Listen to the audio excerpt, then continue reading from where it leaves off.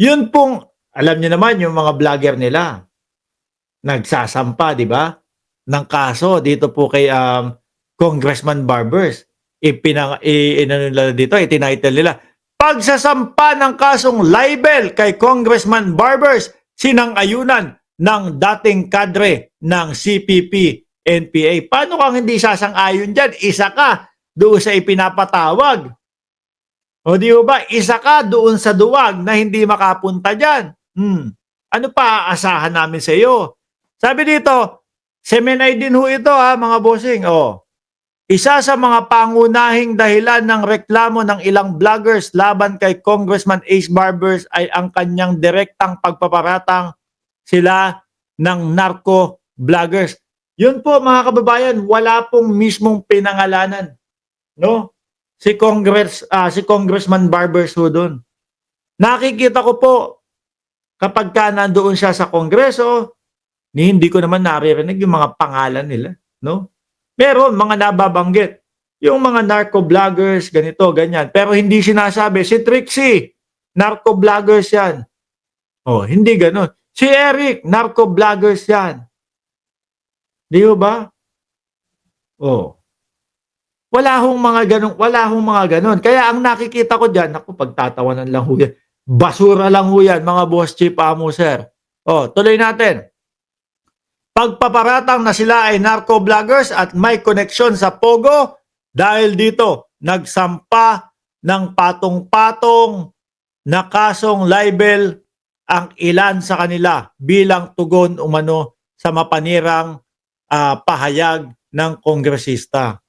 Eh baka naman kapag kayong pinatawag na kayo dyan sa kaso na tapos papatunayan na baka hindi din kayo magsi-attendan ha. Kasi po madaming proseso yan, mahabang proseso yan. Kagaya na lang po mga kababayan, nung kay dating Pangulong Duterte, libel daw ang gustong ikaso nila kay Trillanes. Kaso kapag kinasuhan nila yung libel, obligado silang buksan yung sinasabi ni Trillanes na yung sinasabi ni Trillanes na kumbaga bank account ni Duterte. Kaya ngayon hanggang ngayon wala akong kaso yun. Hindi nila itunutuloy. Sinangayunan naman ni Ipanaw? Ano yan? Sinangayunan naman ni Ipanaw. Sambayan no Ipanaw. Ano yan? O Ipanaw nga, parang papanaw na ipanaw. Yung parang electronic panaw. Ano yan? Tawag dito? Yung mga grupo po na tumatakbo. Ipanaw party list, no? Sinang-ayunan naman ni Ipanaw Sambayan, nominee Jeffrey Celis, no? Ang hakbang na ginawa ng mga kasamahan niyang political commentator. Tapos siya naman lumabas naman ng bansa, no? Siya naman tumago, ganun mo ba? Sinangayunan naman ni Ipanaw, anak ng tinapay. Gagawa na lang kayo ng party list na pangalan, Ipanaw pa? Parang online patay? Tarages naman yan. Sino ba nakaisip niyan? Ulitin ko ha. Di ako makapokus dito dahil dito sa Ipanaw Sinang-ayunan naman ni Ipanaw Sambayan. Parang online patay talaga to no? Ipanaw Sambayan nominee Jeffrey Celis ang hakbang na ginawa ng mga kasamahan na commentator. Ayon kay Eric, walang mali sa pagsasagawa ng political commentary o malayang pagpapahayag ng saloobin. Naman, wala dun. Basta, totoo yung sasabihin mo. Di ba? Walang halong fake news. Sabi ni Rebecca Navarrete, yung panaw, patay na yung vlogger na lagi naninira kay PBBM. Pumanaw na, sabi. Ipanaw, ang ibig sabihin, lakad ng lakad, alis ng alis. Di ba mga NPA yung ganun Yung puro lakad lang ang ginagawa? Ayon kay Eric, no? Ay, asan na ba? Ngunit aniya, tila naging kasangkapan ang Kongreso sa ilalim ng pamumuno ni Speaker Martin Romualdez para busalan ang mga kritiko ng kasalukuyang administrasyon sa pamamagitan ng harassment at pananakot. Natakot na agad sila doon.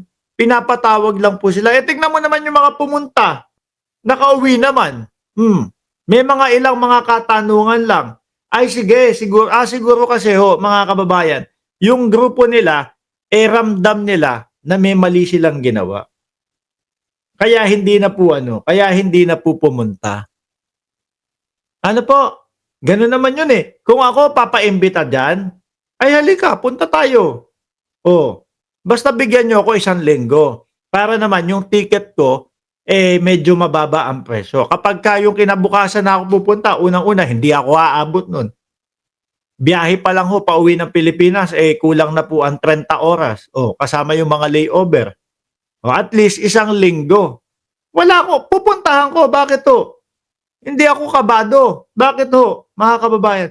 Alam kong hindi ako lumalabag doon sa mga pinagbabablog ko. Alam kong hindi ako gumagawa ng fake news. Di ba? At kaya kong idepensa sa kanila yan. Sila po, bakit nagtatago? Bakit po nagtatago sila doon sa kanilang mga alibay?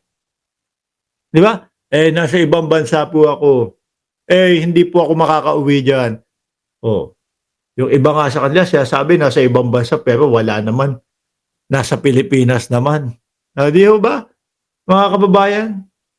Wala. Style nito. Sila ho yan, mga bossing. No? Yang Semenay, sila Eric, kasama nung sila Trixie, sila lang ho yan. Mga kababayan, kaya ang nakikita ko po dito sa pagsasampa ng kasong libel, unang-una, walang pinangalanan, mga boss, siguro tinamaan lang talaga sila. Tingin ko mababasura ho ito, mga bossing. No? Nasa Pinas ba si Digong? May nabasa akong meeting ng Gabriela sa China. Kaya pumunta si Eric. Nasa China si Eric. Nandun silang lahat? Ibang klase yung mga yun, ha? Style nila ay Maharlika style. Ganyan, mga kababayan. Anyway, tanggalin na ho natin to si Eric. Wala nang bilang to. Pumunta na ho tayo. Nako. Naalala nyo ho, mga kababayan, yung mga Kokoy Villamin. Naalala nyo ho yan? Sabi ni Aichang, 254 likes. More. Sa 1,000 viewers, meron tayong 254 likes. Nagagalit si Aichang, no? Dagdagan nyo daw. Doon sa mga, yung iba kasi nakakalimutan na nalilibang na sa ating talakayan. Anyway, mga bossing,